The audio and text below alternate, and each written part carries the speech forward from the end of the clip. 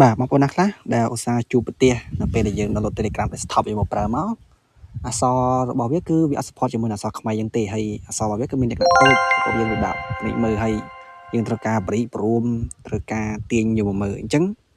នេះខ្ញុំនឹងមានវិធីមួយចែកជូនដល់បងប្អូនដើម្បីធ្វើការទាញអក្សរ Telegram ឲ្យមានលក្ខណៈធំហើយយើងងាយស្រួលមើល support បានទាំងខ្មែរទាំងភាសាអង់គ្លេសអញ្ចឹងកុំឲ្យខាត់ពេលវេលាខ្ញុំសូមបង្ហាញពួកបងប្អូនតោះដំបូងពួកបងប្អូនត្រូវមានប្រភេទ software មួយនេះសិនបាទគឺ software ខ្មែរ OS system នេះអញ្ចឹងប្រភេទ software ហ្នឹងគឺជាប្រភេទ software របស់ខ្មែរយើងអញ្ចឹងនៅពេលបងប្អូនចុចចូលវាទៅពេលចេញទម្រង់បែបនេះអញ្ចឹងពេលចេញទម្រង់បែបហ្នឹង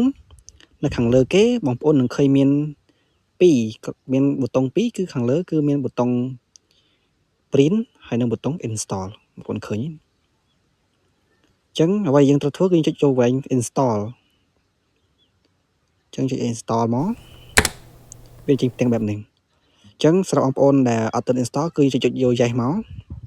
បន្ទាប់មកវានឹងដំណើរការយើងហើយវានឹង install យើងអូតូបន្ទាប់មកបងប្អូនអាចចុចកន្លែងសញ្ញាខ្វែងបានបាទហើយបន្តមកទៀត Telegram របស់យើងកំពុងតែ open អញ្ចឹងយើងត្រូវចូលទៅបិទរបស់វាសិនចូលទៅដោះមកបងប្អូនចុចតាមនឹងមកបន្ទាប់មកហើយយើងចូលទៅបើក Telegram ម្ដងទៀតឬក៏បងប្អូនអាចចុច restart ក៏បានដែរ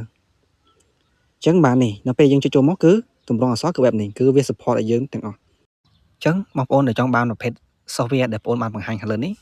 បងប្អូនអាចចូល comment ក៏បានឬក៏អាចឆាតបងប្អូនទៅក៏បានដែរអញ្ចឹងលក្ខណៈ software នេះគឺលក្ខណៈ free ទេបងប្អូនអញ្ចឹងអរគុណច្រើន